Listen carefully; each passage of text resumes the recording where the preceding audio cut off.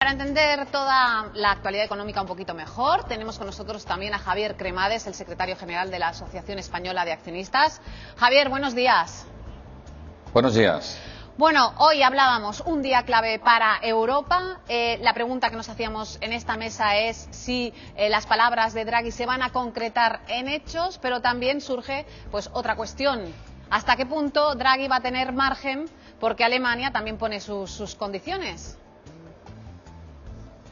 Bueno, parece evidente que el Banco Central Europeo está sufriendo muchas presiones, pero también es cierto de que no hay duda de que tendrá que tomar una de las alternativas que tiene encima de la mesa y garantizar el euro. Y eso es lo que va a permitir a España acceder al crédito exterior y tener solvencia financiera. Yo soy optimista porque en el fondo no es un problema el que tenemos en España nuestro, es un problema del euro y Europa tendrá que responder también. Bueno, Paco, Rubén, ¿vosotros sois optimistas como lo es Javier Cremades? Yo soy algo optimista, primera porque creo que se han hecho los deberes razonablemente bien. Lo que dijo el Fondo Monetario Internacional es importante, es decir de que España ha actuado como haciendo las reformas necesarias como si estuviera bajo un plan del FMI es el mejor de los halagos, ¿no? Es decir, usted lo está haciendo bien, no necesitan ni más recortes ni más reformas, no más allá de algunas de continuar las reformas que se están haciendo. Como digo, reformas que he decidido, bloques nuevos, ¿no? Luego, el problema que tenemos es que, claro, el Banco Central Europeo tiene el margen de actuación que tiene. Es decir, no es un banco como era el Banco de España, como es el Banco de Inglaterra, como es la Reserva Federal, se ha hecho hasta la saciedad. Ahora nos cae muy bien Draghi, es decir, hace unos días nos caía muy mal y era malísimo. Ahora es malísimo el gobernador del Banco Alemán, es malísimo el ministro de Economía y mañana veremos, ¿no? Por tanto, que vayamos de la mano de Italia es una muy buena noticia. Pensemos para acabar que si Italia y España necesitan un rescate, la zona euro salta por los aires, deja de existir, habrá otra zona euro, ¿no? Es decir, no es el apocalipsis y el fin del mundo, ¿no? Por tanto, la reunión de hoy es importante y yo la verdad es que me gustaría ser el oráculo de Delfos, ¿no? Me llamaría oráculo Maruenda, montaría una tienda y me dedicaría a aconsejar y no sé qué va a suceder, aunque sí que creo que las cosas va a ser una montaña rusa y va a ir mejorando. Rubén. Se le pide a Mario Draghi que sea consecuente y al Banco Central Europeo, sobre todo después de haber quedado esa expectativa y de las buenas sensaciones que creó en el mercado el anuncio de esas 13 mágicas palabras. De hecho, había que llamar a Mario Draghi Mario Druida por su capacidad de penetración con este misterio. España tiene un problema, más allá de la deuda es la percepción del problema, es más grave la percepción que el problema, y yo creo que en ese momento una intervención decidida del Banco Central Europeo puede colaborar mucho.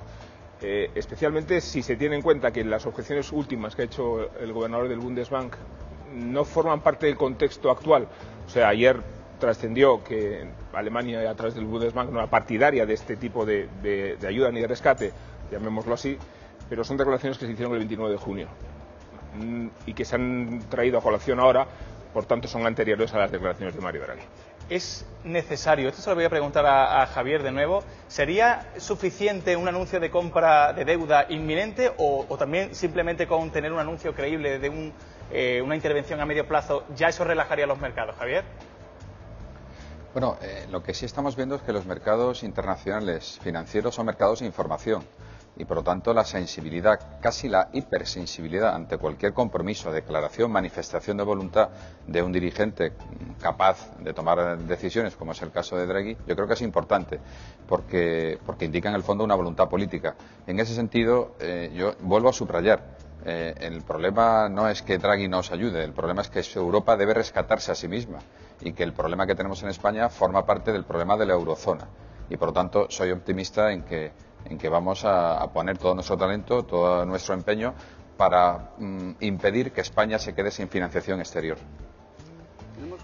Sí, Paco. Es que nosotros tenemos un problema grave, ¿no? Como se ha dicho, y es que mientras otros países tienen la capacidad de jugar con su inflación para provocar pues un equilibrio del modelo, nosotros estamos absolutamente asfixiados, ¿no? Es decir, para que se entienda, cuando hablamos de la prima de riesgo, esa prima de riesgo que a nosotros nos angustia no tiene ninguna referencia al final real, entre comillas. ¿Por qué? Porque ningún inversor compra deuda española. Es decir, nosotros estamos ofreciendo, lo cual es un despropósito, una deuda a un interés maravilloso, y el inversor extranjero no compra deuda. ¿Por qué? Porque ese inversor que está en California o está en China, hasta donde está, cree que la zona euro puede saltar por los aires y generarse un corralillo en España, en Italia, como puede pasar en Grecia. Entonces, encontrarse que si tiene invertidos en España 1.000 millones de euros, 10.000 o 1 euro es igual, no lo puede mover. Y entonces eso le pone nervioso. Es decir, no es que piensen que no vamos a pagar, sino que se va a colapsar el modelo. Y como muchos de estos inversores tienen memoria histórica y recuerdan otras crisis, dicen, oiga, mire,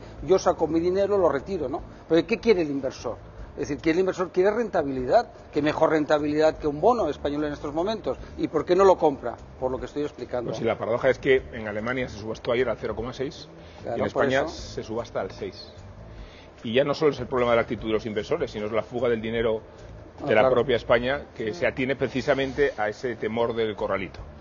O sea, hay muchos españoles... ¿Se ha incrementado en el último año? Bueno, se habla de 160.000 millones que han salido, precisamente por temor a que, en la hipótesis de que el euro se malogre, el cambio de esa moneda en un país sólido o más sólido que España tiene más garantías de que quedarse con los euros aquí. Y eso es un enorme problema. Pensemos que la deuda pública española son unos 700 y pico mil millones de euros. 160.000 es una cifra espectacular. Y luego nosotros no tenemos, como Japón, Estados Unidos o Alemania, otros países, ahorro nacional. Es decir, ¿por qué Japón tiene una deuda del 110, no me acuerdo la cifra exacta, o Corea del Sur, me es igual, tan alta y no pasa nada? De Corea del Sur es muy baja, en cambio, ¿no? Es por ese mecanismo, porque como es la deuda de tus propios nacionales, no hay ningún problema. Nuestra deuda se la estamos colocando a nuestros propios bancos, a la vez el Banco Central Europeo les ha dado dinero para poder hacer la operación. Es una cosa disparatada, ¿no? Es disparatado. Y las decisiones de esa reunión del Banco Central Europeo afectarán de una manera u de otra a la subasta de hoy. El Tesoro intentará colocar hasta 3.000 millones en bonos y obligaciones. Sí, esta es otra de las citas clave para que España pueda eliminar las dudas sobre su solvencia. La relajación de la prima de riesgo de los últimos días va a ayudar al resultado de la subasta, que se produce horas antes de la cita del Banco Central Europeo. Veremos si las esperanzas de los inversores en la reunión influyen o no en el éxito de esta importante subasta. Sandra. En España, expectantes, como decimos, a la reunión del Banco Central Europeo. Mariano Rajoy recibirá a su homólogo italiano en la Moncloa. Los líderes de los países en riesgo se darán la mano para pedir conjuntamente ayuda a Europa. Mario o Monti llegará a Madrid desde Finlandia y después de hacer una ronda por varios países europeos. Atención, tanto Monti como Rajoy quieren que se cumpla cuanto antes los acuerdos alcanzados en la última cumbre europea, como disponer de esos fondos de rescate para comprar deuda. El mandatario italiano llegará a la Moncloa sobre las 2 de la tarde y después va a mantener una audiencia con el rey. Y ante tanta tensión, el Fondo Monetario Internacional ha dado un respiro a España y ha alabado los esfuerzos de nuestro país por recortar su déficit, aunque reconoce que las últimas reformas no están viendo resultados en los mercados. Christine Lagarde aseguró que el organismo no exigirá nuevos esfuerzos a España y ha descartado un posible rescate a la economía española. Además, la agencia de calificación Standard & Poor's no bajará la nota a España. Mantendrá nuestra triple B positiva por el gran compromiso del Ejecutivo español con los ajustes. Mucho que comentar, Rubén. Bueno, sobre todo insistir en lo que decía Paco de la importancia que reviste que tengamos de padrino a Italia y a Monti, a Super Mario. Nosotros tenemos a Mini Mariano, aunque se ofendes, Paco, ellos tienen a Super Mario. Y lo tienen no solo haciendo una gira para valorar todas estas iniciativas, ha estado en Finlandia, ha estado con Hollande, ha hablado por teléfono con Obama, no nos consta que Rajoy ha hecho lo mismo. Importante ese encuentro con Finlandia, ¿no? Sí, porque ha rebajado mucho. Porque Finlandia era uno de los países más críticos. Esa tensión, pero sobre todo trae consigo una idea que es bastante interesante y a ver si se desarrolla o no, que es la idea de fijar un tope en la prima de riesgo, a partir de la cual establecer la ayuda y la financiación económica directamente, automáticamente. Sí, o sea, que la comprase sin necesidad de pedirla, ¿no? Llegado a un extremo, se acuerda que el Banco Central interviene con los mecanismos que tiene para hacerlo. Y es en ese sentido donde se habla de un contexto más allá del ítalo-español, que es muy interesante precisamente porque, como apuntaba Paco, no puede concebirse el porvenir de Europa y del euro sin una solidez en el frente, vamos a llamarlo así, mediterráneo. Pero hay que ponerse también un poco lo que está sucediendo en la posición de Alemania, Holanda, Dinamarca, Finlandia, Austria, todo ese bloque, ¿no?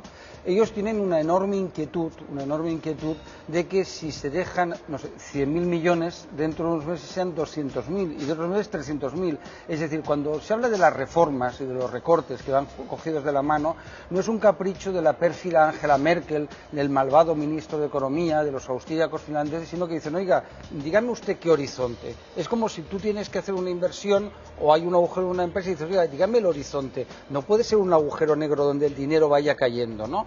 ¿Qué es lo que ha pasado? Durante muchos años nosotros nos hemos financiado, toda Europa, de unas mangueras de dinero que estaban a un precio tan barato que comprábamos todo. Entonces los austríacos y alemanes dicen, cuidado que no vuelva a pasar lo mismo. Que aprendan la lección, ¿no? Claro, y entonces, ¿qué es la parte buena, no? Yo no estoy de acuerdo con la broma de Super Mario y Mini es que no es una Mario, broma, ¿no? de hecho, Porque yo creo que no, te lo voy a decir por qué. Porque unos elementos positivos de este tema, y no es por fervor a Rajoy, que no lo es que da imagen de seriedad. Es decir, lo que a veces se le ha criticado a Rajoy, que no era la alegría de la huerta, que no era carismático, bueno, eso el carisma es un bluff, pues yo no sé yo qué es carismático, pero es igual, ¿no? Y, en cambio, para la gente como Angela Merkel o para los austríacos y daneses, les gusta, porque es como Mario. El Super Mario que dices tú no es la alegría de la huerta. Mario Monti es todo menos simpático, carismático. Entonces, Italia, vacunada de un cara dura como Berlusconi, pues ahora tiene a un primer ministro serio. Y aquí pasa lo mismo, eso nos beneficia. En otros momentos a lo mejor hubiera ido mejor uno de castañuelas y alegría, pero las castañuelas y alegría a los alemanes les pone un poco nerviosos, ¿sabes? Pero perdona, Paco, vamos a ver, tú hablas de seriedad, el lema de Mariano Rajoy era la confianza, y la confianza no se ha traducido por ningún sitio. Claro. Él se ha manejado en diferentes frentes. A los que le han votado les ha concebido este fenómeno de la herencia como mal absoluto y originario del problema. A los que le han votado, no le han votado, perdón, él establece esta idea de los eufemismos manejando como si fuéramos escolares, no transmitiendo nunca la verdadera dimensión del problema. Y después los mercados no se lo han creído. Entonces la seriedad es una actitud, será un rictus, será un formalismo. Dame un segundo porque también tenemos a Javier Cremades. Javier. Sí, yo os estoy oyendo desde la costa mediterránea, concretamente desde Málaga, que es el mismo mar que baña las costas italianas. Y podría parecer al oíros que tanto Monti monta tanto, que Italia y España están en una posición similar. Pero la realidad es distinta. Yo creo que Italia tiene menos riesgo de ser rescatada financieramente, pero sin embargo acaba de ser rescatada políticamente. En Italia gobierna un eurócrata que ha sido impuesto por Bruselas y que lleva casi el mismo tiempo en el poder que Mariano Rajoy. Pero con alguna diferencia. En Italia, en este tiempo, ha subido más la inflación. Ha bajado más la demanda interna y ha bajado más el Producto Interior Bruto. Yo creo que ese eje Madrid-Roma nos beneficia en este momento más a España que a Italia, pero también es cierto que hace inviable, sumando las dos economías, un rescate global para España e Italia. Italia es una ficción, al hilo de lo que estamos hablando. Es decir, que Monti, ¿qué es lo que ha generado? Una expectativa de que es el virrey nombrado por Angela Merkel, con lo cual los mercados se han aplacado. Es decir, de la etapa enloquecida de un Berlusconi con prostitutas, amantes, líos, bueno, aquí era una especie de impensable. Lo peor de una película italiana de aquellas de los años 50 y 60, lo peor, pues todavía peor, ¿no? Y entonces eso ha generado pues esa actitud de expectativa de los mercados, pero no ha hecho ni una sola reforma, ¿eh? Si yo cada X días a mi corresponsal de La Razón en Italia le pregunto, oye, ¿el Parlamento italiano no aprobó alguna reforma, alguna ley? No, siguen igual. Entonces, ¿por qué se refiere cuando hablaba con el primer ministro de Finlandia que las ayudas podrían ser necesarias por esa lentitud con la que los mercados comprenden los esfuerzos realizados? Por una razón, mira, al hilo de lo que decía mi buen amigo Rubén, en diciembre el Banco Central Europeo dio una primera entrega de liquidez de $500 millón de euros, que es una cifra espectacular. En enero entregó otro $500 millón de euros, que ese dinero, para que la gente lo entienda, lo tienen los bancos, no los países. Los bancos españoles tienen ahí ese dinero, porque ellos también tienen deudas, tienen que el dinero de estos años devolverlo. Es decir, aquí todo el mundo debe a todo el mundo, ¿no? Pero ¿qué ha pasado? Que como el dinero que teníamos aquí, los inversores que teníamos aquí se han ido, pues el mercado se ha colapsado. Entonces, por más que Rajoy, ellos pensaban, y yo creo que ahí fue un error de principiante, que eso se resolvería. Es decir, que el inversor en California diría, bueno, oiga, pues sigo apostando, pero los hedge funds más importantes del mundo han estado apostando en un 80% por la ruptura de la zona euro. Y eso, para que la gente lo entienda, significa beneficios de centenares de miles de millones de euros o de dólares. Pero entonces, la calificación de Standard & Poor's y las declaraciones de Lagarde, entiendo que son muy importantes y son positivas para ayudar a que esa percepción... El problema que tienes ahora, y ha invertido, no, porque tú no inviertes a un día,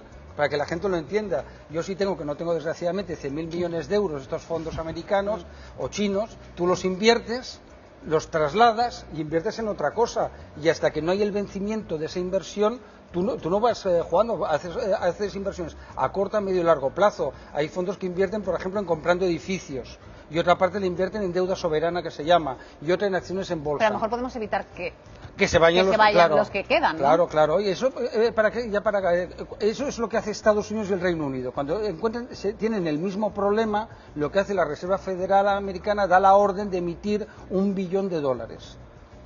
Y acaba el problema. Lo mismo hace el Reino Unido. Es decir, cuando estalla el problema franco-belga de Dexia, que son 50.000 millones, me río de Caja Madrid, con perdón, del agujero, 50.000 millones, ¿qué hacen? Ponen el dinero. Entonces, si tú puedes hacerlo, el problema es que ahora no tenemos ahorro, Javier, no hay dinero. Me gustaría preguntarle, Javier, que la agencia de calificación mantenga la nota de España no significa que en un futuro no pueda volver a sacar la tijera, ¿no?, y acercarnos a este temido bono basura.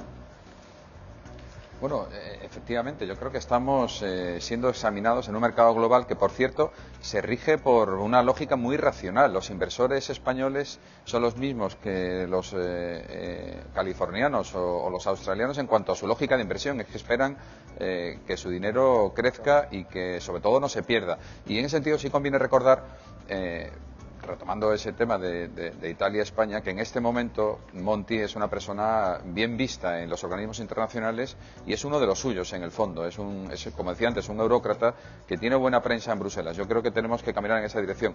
No hay que olvidar que esos mercados que parecen anónimos y que son desconocidos en buena parte para el gran público, tienen cara y ojos. Hace unos días estuvo por Madrid Peter Briger, el presidente mundial de Fortress, uno de esos grandes fondos que manejan más de 70 billones de dólares. Y lo que dijo fue muy sencillo. Ellos creen que España es un buen lugar de invertir, que está llegando a la hora, pero que aún queda algo por hacer. Yo creo que tenemos que seguir caminando en la seriedad, en la responsabilidad y en el ganar confianza, esa palabra tan difícil de definir, pero que expresa no solamente la relación que uno tiene con su tendero o con su vecino, pero también la que tiene en el fondo con el capital internacional, que en este caso hace falta en España. Yo no sé si tiene esa connotación peyorativa lo de burócrata. Ha dicho antes Cremades que Mario Monti está porque lo ha impuesto la Unión Europea o Bruselas. Yo creo que no es verdad.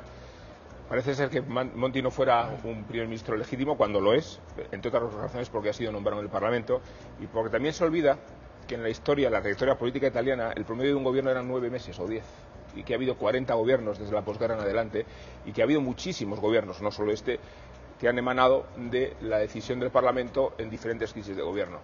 Yo creo que Mario Monti es un primer ministro legítimo y que tenga sus vinculaciones con el establishment de Bruselas no significa que no se le pueda reconocer su legitimidad. Yo no digo que no sea legítimo, pero sí que es una anomalía. No, la anomalía era Berlusconi, que era elegido democráticamente. Claro, pero ahí es donde voy. Claro, es decir, la anomalía es un gesto democrático de un primer ministro llamado Berlusconi, que es el que más tiempo está como primer ministro. Es decir, al hilo lo que tú decías, Italia, que se ha caracterizado por gobiernos de una brevedad realmente pasmosa, en cambio, un cara dura como Berlusconi es capaz de convencer, seducir a los italianos.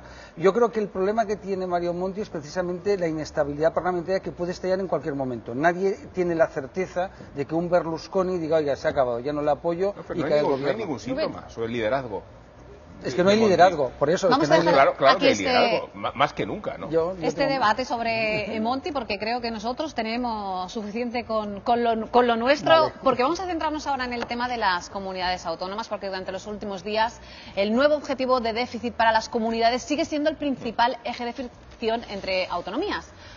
Unos se quejan de discriminación y otros buscan consenso. Sí, los socialistas creen que el Ejecutivo se impone y no dialoga, mientras que los populares llaman a la unidad. Andalucía, que abandonó la reunión a los 30 minutos, ha anunciado que presentará un recurso de inconstitucionalidad contra el nuevo acuerdo. El plantón de Cataluña y Andalucía abre una brecha entre comunidades. El gobierno andaluz presentará un recurso de inconstitucionalidad contra el acuerdo del Consejo de Política Fiscal. Impone un objetivo que nos obliga a recortar, no se pueden hacer los presupuestos, y es que es imposible, a menos que tengamos que cerrar hospitales y cerrar escuelas públicas. El presidente de la Generalitat reclama que el Estado aúne esfuerzos y cuente con Cataluña, porque esta es necesaria. No saldrà l'Estat espanyol de la situació complicada que tiene a base de ahogar financieramente a la Generalitat y a base de ahogar económicamente a Cataluña. Rubalcaba va más lejos. Cree que el gobierno discrimina a las comunidades donde no gobierna el PP y pide una rectificación. Que no se puede reunir a las comunidades autónomas para dictar instrucciones, que ese es otro esquema de funcionamiento, que el yo, me, mí, conmigo vale para algunas cosas, pero no para liderar un país en un momento como este, difícil, en el que todos tenemos que arrimar el hombro. Del otro lado, la mayoría de las comunidades gobernadas por el PP hacen piña y reclaman a las demás el mismo compromiso. En este momento solo hay una solución, y es gastar menos, que es lo que nos dice el presidente del Gobierno y lo que nos dice también la Unión Europea. El portavoz popular en el Senado añade que nadie se puede quedar fuera del compromiso con Europa. El compromiso es con el conjunto del país y, por lo tanto, el Gobierno del Partido Popular va a aplicar, como no podía ser de otra forma, va a aplicar las leyes. Para el PP es una grave irresponsabilidad que alguien piense que puede salir de la crisis por su cuenta. Bueno, las comunidades están de acuerdo en que, bueno, hay que gastar menos, creo que eso pueden estar de acuerdo, pero cada una tira un poco barre hacia su casa, ¿no? Entonces, la pregunta que me surge, por ejemplo, en el caso de Cataluña, hay que reducir, no hay dinero, pero ¿podría haber optado por reducir otras partidas y no tocar servicios sociales? Bueno, claro, porque tú tienes autonomía política, es decir, la Constitución establece unos entes que tienen autonomía política, son el Gobierno de España, que son las comunidades autónomas, y otros que tienen autonomía administrativa, que son los municipios, ¿no? Entonces, como tú tienes autonomía política, tú decides en qué gastas, tú decides qué políticas desarrollas, dónde pones más énfasis. Y está claro que aquí no se ha querido o no se está queriendo pues aplicar los recortes que se pueden hacer. Es decir, el Gobierno de España los está haciendo, lo que pasa es que no puede recortar ya más, porque tienes que pagar una deuda que va creciendo su coste y que necesitas para hacer frente pues a las necesidades financieras del Estado en su conjunto, ¿no? Tienes unas prestaciones sociales que suben, no puedes tocarlas, o las tocas en la medida en que puedes, ¿no? Y luego pues tienes que... Entonces, entrar en la demagogia de Andalucía, cuando Andalucía gasta centenares de millones solamente en cooperación al desarrollo, destina 100 millones, hoy damos la lista en La Razón de dónde podría recortar, por Dios, en lo que se llaman embajadas en el exterior. Es decir, si es que España tiene 100 y pico, las comunidades autónomas tienen 120 o 130 embajadas de diverso tipo. Tenemos hasta, con perdón, y que nosotros más los australianos, hasta en Australia hay comunidades que tienen embajadas. Por lo tanto, se puede recortar, y si no recortan, lo que van a encontrarse, que es lo que no pasa nada, que suspendan pagos. Si en Estados Unidos se hablaba de que California y en Italia se habla que Sicilia, etcétera, pues que suspendan pagos, como hace una empresa cuando no puede pagar. Entonces ya veremos la chulería del poderío autonómico donde queda. Es que hablábamos de la confianza y de la credibilidad, y cuál es la confianza y la credibilidad de un país que ni siquiera tienes resueltas sus tensiones, ni políticas, ni estructurales, cuando se ha producido esta llamada a la insumisión y cuando encima se le ha dado un sesgo nacionalista, como el caso de Cataluña, o político, como el caso de Andalucía, además instigado por una minoría bolivariana, que es esta formación de Izquierda Unida, que hostiga a Griñán mucho más allá de donde llegaría si tuviera más sensatez y más responsabilidad de Estado. O sea, el problema de España, cuyo dos terceras partes se mide en el gasto autonómico, el otro tercio corresponde a, digamos así, esencialmente al Estado, no tiene resuelto su propio problema de funcionamiento. Javier, sabiendo esta cita clave del sí. Banco Central Europeo, esta reunión del Consejo, ¿podría Andalucía, el gobierno andaluz, haberse esperado algunos días para presentar ese recurso de inconstitucionalidad? ¿No era el momento este? Bueno, lo que está claro es que se acaba de romper un consenso. Hace no muchos meses, el anterior gobierno del PSOE se comprometió en Europa a manejar el déficit público de tal forma que hubiera estabilidad presupuestaria, que no es otra cosa que no gastar más de lo que se ingresa, que es, por cierto, el origen de nuestro problema actual. Y tras ese compromiso hubo un consenso entre los dos partidos que facilitó ni más ni menos que una reforma de la Constitución en tiempo expreso.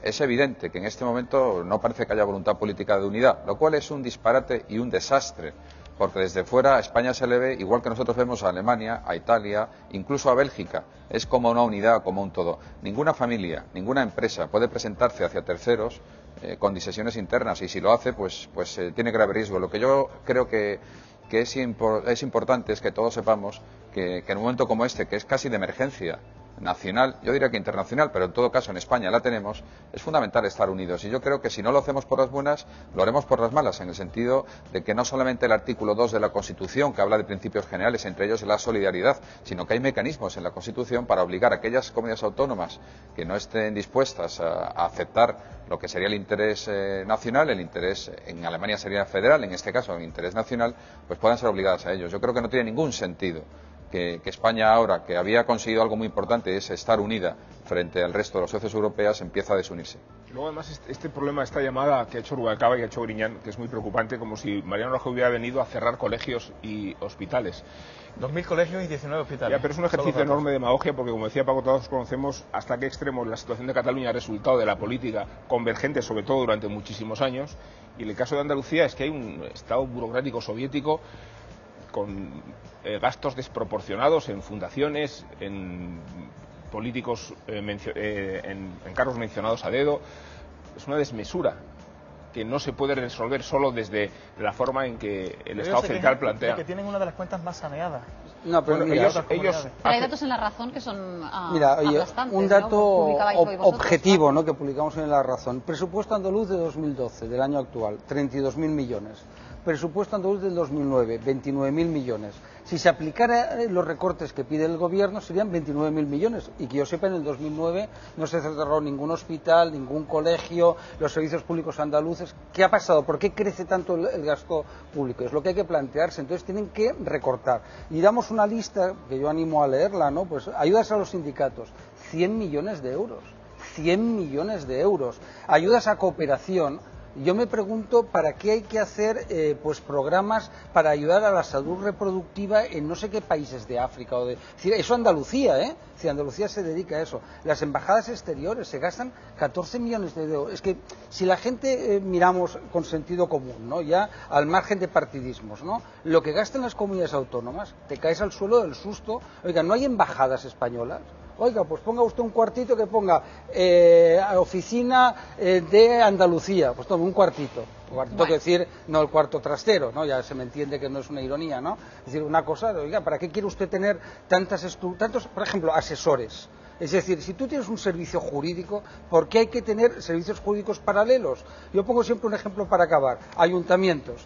¿Por qué en un ayuntamiento, si hay un secretario que es un funcionario de alto nivel del Estado, jurista, para qué hay que tener servicios jurídicos para que amiguetes del partido estén allí? Y así sucesivamente. Está lleno de amiguetes ahí colocados. Bueno, veremos hasta dónde llega, ¿no?, este pulso político, pero vamos a conocer los nuevos datos del paro sobre el mes de julio registrados en las oficinas del INEM. El paro baja en 27.814 personas y la cifra total de desempleados en España se sitúa en 4.587.455 personas. Son 4 meses de bajada.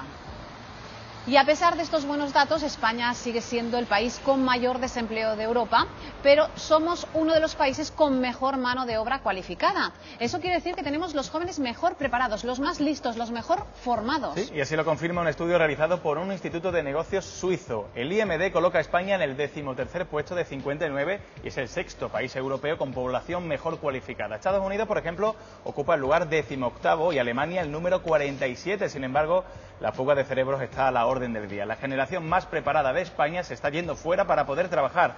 En Espejo Público hemos querido conocer la situación de uno de esos jóvenes que ha decidido dejarlo todo y marcharse a buscar suerte en otro país. Manuel tiene 28 años, ha estudiado geología y no encuentra trabajo. Lo tiene muy claro, se va de España. De momento me estoy preparando lo máximo que puedo, perfeccionando idiomas.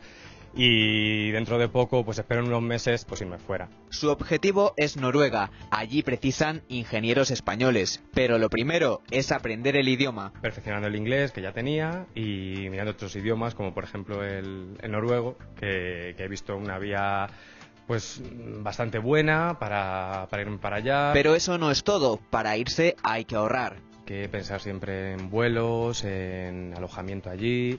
y sobre todo pues hasta que empieces a arrancar, a ganar primer sueldo. Y para ahorrar hay que trabajar de cualquier cosa, algo que tampoco resulta nada fácil. Cuando te ven sobrecualificado, pues piensan que les puedes dejar en un momento dado. Detrás de la llamada fuga de cerebros hay jóvenes que dejan atrás muchas cosas. Da bastante pena, sobre todo pues el que aquí tienes pues tu familia, tus amigos. Bueno, pues nos toca a nosotros y da bastante pena, pero bueno, hay que afrontarlo un poco con optimismo siempre que se pueda. Más de 300.000 jóvenes se han ido ya de España desde que empezó la crisis. Como Manuel, la generación más preparada de la historia de nuestro país, hace las maletas y se va en busca de una oportunidad.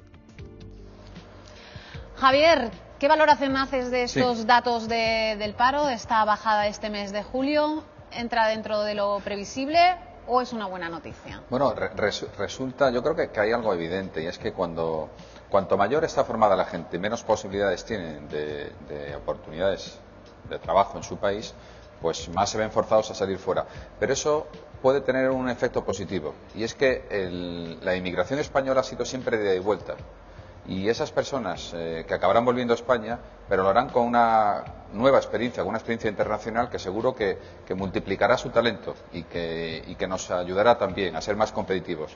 Lo que sí que creo que es un déficit social importante y un auténtico drama es el paro juvenil, que en aquellos que están menos formados es un azote y es una lacra de la que es difícil salir en este momento, o no se ve luz al final del túnel. Yo creo que por ahí hay que entender las reformas que se han anunciado, sobre todo la formación profesional. Y en este caso, de nuevo, Alemania es un referente, ese concepto dual de unir empresa a escuela, educación a práctica, y tener gente que de verdad sea buena en los oficios y sea capaz de encontrar un medio de vida digno, razonable y ligado a actividades concretas que no tienen por qué ser universitarias. Pero en definitiva, en España tenemos un grave problema con el déficit de trabajo, con el paro juvenil. Paco. Bueno, la situación del paro es muy mala, es nuestro talón de Aquiles. Es decir, cuando se compara nuestra economía con otros países, ahora ha bajado 20 y pico mil, es muy poco, es una bajada pequeña, el gobierno es consciente, todos somos conscientes. Y ese es nuestro talón de Aquiles. Es decir, no es tanto lo que son otros elementos como la deuda, como la atonía en el comercio, etcétera, ¿no? Porque Italia no tiene esa tasa de paro. Alemania no la tiene, Francia no la tiene, es decir, entonces eso es nuestra fragilidad, pero que tengamos en cuenta que es una fragilidad consustancial a la economía española. Lo teníamos cuando Suárez, cuando Felipe González, cuando Aznar, cuando Zapatero. Nosotros crecemos muy rápido en momentos de crecimiento económico, pero cuando caemos a plomo, y entonces nuestras tasas de paro siempre son muy altas, demasiado altas. No se ha conseguido resolver ese problema, ¿no? Y entonces habría que ir a modelos más dinámicos. Por ejemplo, el tema de este joven geólogo estaría muy bien si no fuera por la crisis. Se nos ha criticado mucho, y es verdad, la falta de movilidad de los españoles. Nos gusta movernos poco, no de vacaciones. Nos gusta, pues si tú naces en Vic, quieres trabajar en Vic, ver a tus tíos, a tus primos, etcétera. En Estados Unidos la gente se va a Alaska, si te quedas sin trabajo, cogen un billete de avión, y perdón por la caricatura, y se van a Alaska. Con los países del norte de Europa, efectivamente, ¿no? Tiene mucha más y aquí movilidad. nosotros pues nos cuesta. Entonces ahora es cierto que criticamos, decimos, fruto de la crisis. A mí me hubiera gustado que esta gente que se va se hubiera ido cuando no estábamos en crisis, porque moverse es muy bueno, frente a la imagen de la época franquista, donde no nos movíamos nada, y qué horror Europa, los pérfidos demócratas y tal, ¿no? Un poco hago caricatura con el franquismo. Pues ahora la gente tiene más movilidad. Mis hijas cogen un billete de avión que encuentran por 30 euros y se van a no sé dónde, y, es decir, pues eso es lo bueno, eso es lo positivo. 300.000 desde 2008, un dato a tener también en cuenta, Rubén. Bueno, en primer lugar, el dato es muy malo. Es muy malo porque, aunque pensemos que no son más números rojos, estamos en la época de mayor contratación, y porque el año pasado, aun estando en situación de crisis, se contrataron 42.000 personas en julio. O sea que podemos darnos la sensación de que todo va mejor por ser el cuarto mes consecutivo, pero estamos en la fase de mayor creación de empleo. Y respecto al problema de la emigración, es el doble este año que la del año anterior, y es muy preocupante que cunda esta idea de la fuga en todos los sentidos. Está ocurriendo con los capitales y está ocurriendo con el talento. O sea, no nos podemos descapitalizar de esa forma, por mucho que luego se cree un bagaje, y ese bagaje, en la hipótesis del regreso, sea beneficioso para el país. Vamos a hablar ahora del sector del carbón, que no consigue acuerdos. Sindicatos, patronal y el Ministerio de Industria cerraban ayer la negociación sin alcanzar consenso. En el Ministerio anuncian que la nueva situación económica deja poco margen de maniobra. Los sindicatos anunciarán hoy un nuevo calendario de movilizaciones. La reforma energética es otro de los temas que sigue pendiente. Javier, ¿se conseguirá aprobar la reforma durante este verano? Bueno, yo creo que estamos ante una de las cuestiones más estructurales y más importantes que tiene la Administración popular actual, que es resolver el problema del déficit de tarifa. Es parte de nuestro gran agujero de las cuentas públicas, es una deuda que el sistema tiene contraído con las empresas eléctricas. Es una hipoteca social que todos los españoles tenemos porque hemos ido pagando menos de lo que valía la energía. Y la verdad es que la forma en la que se anuncia que se va a resolver, que es crear un nuevo impuesto para coger del bolsillo de los accionistas de esas compañías parte del dinero que tienen que utilizar para pagarles la deuda que se tiene con ellos, yo creo que va a ser complicada y que va a abrir nuevos frentes. De hecho, ya lo ha abierto el Consejo de Ministros, y esto es público y conocido. Ha habido discrepancias entre el titular de Hacienda y el de Industria por la forma en la que se iba a hacer, por la forma en la que se iba a discriminar un tipo de energía u otra.